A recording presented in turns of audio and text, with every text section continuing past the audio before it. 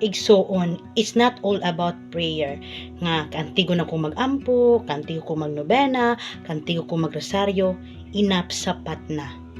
Tungod kay mag-unsa man ang kaantigo ta ni ana, apan wala ta na transform, wala ta na usab. Mag-ampo ta, pero pag naay mo duol nato, dili ta matinabangon.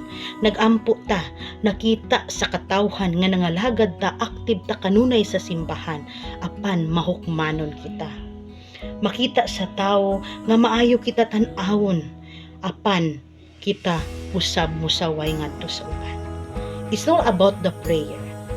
Dili tan-awon nga ikaw mainampuon, consider na kani malangit na gyud ni siya.